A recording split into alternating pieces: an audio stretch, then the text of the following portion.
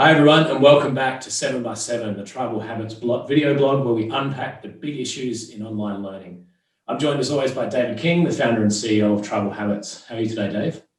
I'm excellent, Jordan. It's Friday, so I'm looking forward to a lovely weekend. That's good to hear. Now, before you get away on your weekend, we're going to be discussing how online learning can be used in customer support and customer success today. It's an interesting topic. I think there's a bit for me to learn in here. So let's get right into it. Why should training be a part of a customer support program? That's a really good question. And I don't think a lot of organizations think about that enough or at all. So when you look online, there's a lot of knowledge-based platforms. And the thing about knowledge bases is they're reactive.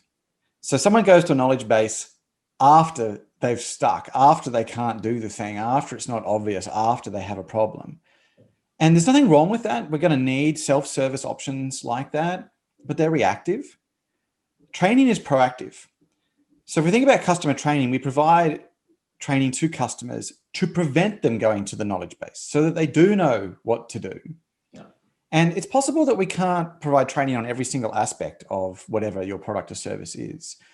But if we could tackle the big stuff, the good stuff, not only do we reduce support calls and support concerns, we probably give clients and customers enough knowledge to better self-solve problems because they're more familiar and confident in the system.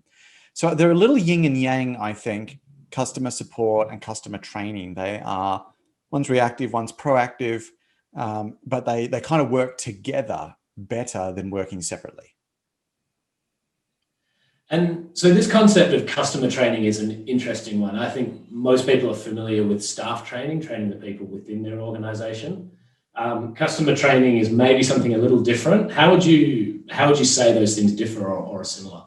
Yeah, so if we're familiar with building online training for staff, then the process of building online training for customers is very similar. In fact, it can even be the same sometimes. So in some instances, your organization may have created training for staff, which would be perfectly usable for customers. I mean, if you're training your own staff on your own services and products, well, customers would love that too. And if you're clever, you're right to training in a way where it does work for both of them so that there's just a bigger return on that little investment that you're making. Otherwise, the big difference is the perspective or level of knowledge. So perspective means the use case. So if you are training someone as a staff member on how to use your products, whereas you're training someone as a customer on how to use your products, there's a different use case there. Customers are actually using your product or service for something, whereas staff are learning how to help customers use your product or service. Mm-hmm. So there can be some little differences there, but often that's 80% the same. Then we've got the level of knowledge as customers may not be quite as experienced as staff are, because staff are kind of working with the product 24 hours a day or, however long they work during the day. Whereas customers might only use your product on and off throughout the week. So we might just need that slightly less assumed knowledge when we're working with customers in a little bit more detail. Okay, so if we are trying to be proactive here, when is the best time to provide this customer training? Yeah, definitely throughout the relationship, but quite critically in onboarding. So when a customer starts with your product or service, training is extremely valuable then because they know nothing. So everything they learn is extremely valuable to them. There's very little chance of you teaching them something they already know. And it's going to also reduce their initial learning curve, initial frustrations, reduce any mistakes they might make then, which compound until they're fixed down the road. So we just prevent those mistakes from happening. Later, they will need some training on more advanced things they could be doing or new features that you're releasing or stuff that you may not do when you're first working with your product or service, but you kind of work your way into over time. And then I think there's an opportunity for best practice sharing on an ongoing basis. And, we do that here at Tribal Habits ourselves with our admin town halls, where we pull out a feature that we've probably already provided training to when customers join Tribal Habits, and we have knowledge-based articles on it, but we look at it from a best practice point of view. So we talk about, common mistakes people might make with it, or things they can do with that particular feature that they may not have realized, or we share a case study of another organization using that feature in a really interesting way and talk about the results they've got. So if someone's trying to build the business case for customer training to kind of sell it within their organization, what are some steps, high-level steps that they could follow to get that across the line? Yeah, so I think there's a few things that can support the business case here, and typically you're trying to justify the investment. And so the first one is the better the customer training in your product or service, the lower the support calls and complaints you'll get later. And so that actually might lead to a potential decrease in your expenses or costs spent on support. So at the back end, if you do training really well, you might see your support tickets die off quite considerably, and customer complaints as well. Next, it can actually increase referrals and upsells. So training, first impressions are important, and particularly training up front helps people get off to a good start. And that's when they're really chatty. We've got this new thing we're using, this new platform, this new product, this new service. We've got some great training on it. We're really excited by it. They're talking with other people. It also gives you a chance to potentially upsell through the life cycle of the customer as you're providing ongoing training and touch points with them. If you do the training online, it's very scalable. So I think that helps with the ROI. You can create a training module in something like Tribal Habits and roll it out to 10,000 customers. It might have taken you a few hours to do that. And it's kind of there 24/7. It's ready for them, and it can be rolled out as any part of standard onboarding for a new customer.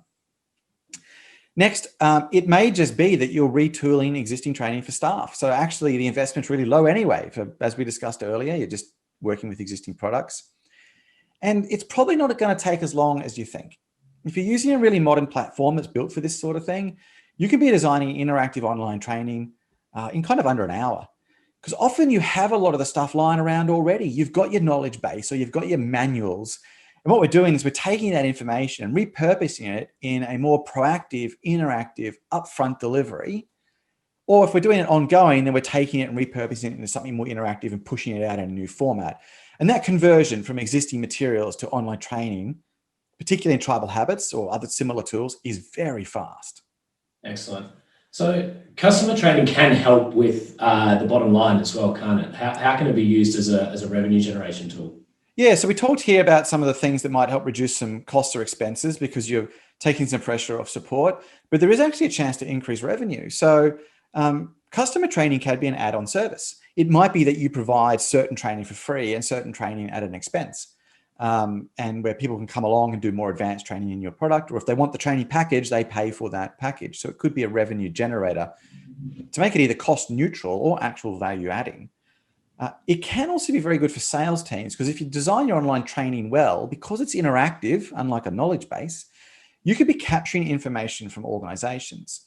So you can be seeing what training they're doing, how they're going with it, asking them polls and questions, and capturing data, which can be fed into sales teams to look for opportunities to grow the relationship, provide new features, provide new services. And so I think there's an actual role for the sales team to engage in some of this as well. Now, you mentioned knowledge base there. How does what we're talking about now differentiate from a knowledge base? Yeah, I think really one's proactive, one's reactive. I think if you feel that all the help that you provide is a knowledge base, that's it. I think what you're really saying is you're comfortable with your clients or customers being uncomfortable. You're happy to let them get frustrated. You're happy to let them fail to figure it out and then go to your knowledge base and look for an answer. So you're happy to let them fail, essentially, because that's the only reason they're in the knowledge base, because they haven't figured it out or they don't know what to do with it. And look, we can't educate clients on everything. There are times they're going to go to your knowledge base. But surely we can have a higher standard where we say we're not comfortable with that. We want people having a fantastic onboarding experience and not getting frustrated and not hitting us up saying, I can't do this, or how does this work? We want that process to be smoother. And I think that's the difference. It's that proactive, reactive approach. You need both, I think, for full customer support. Okay, and final question, Dave, is how long does it take to implement something like this? Yeah, I mentioned earlier, not long. If you've got your materials in written format because they're in a knowledge base or an online or offline training manual, then the conversion there is really fast because you can do a lot of copy and paste. And again, with a good platform like Tribal Habits, you can paste it in and make it more interactive really quickly. So rather than just having a page of text, we could turn that into narrated slides or into an interactive hotspot or an interactive image where we're clicking on parts of a screenshot to learn about it, or flip cards or buttons, something which is a lot more interactive. And that's really fast, right? Even if you're starting from scratch, for what you're talking about here, each module, we're talking hours. We're not talking weeks or months. So the investment's not really big. And I tell you what, the payback in reduced hours spent on support later, you catch up pretty fast. Definitely. Okay, that's all we've got time for today. So it sounds to me like the big opportunity here is to get on the front foot, to stop being reactive, be proactive with your customers, and that really reduces the amount of frustration that they're going to have. It's going to improve their experience on the tool or the product. There's also a revenue impact here as well, whether it's cost savings or potential new revenue streams. So if that jumps out as anything that's appealing to any of the viewers today, take a look at tribalhabits.com. There's a wealth of information on there. Alternatively, you can reach out directly to us at hello@tribalhabits.com. And with that, I'll say thank you very much, Dave. Yeah, no worries, Jordan. I enjoyed the discussion today. Thanks a lot. Thanks, everybody.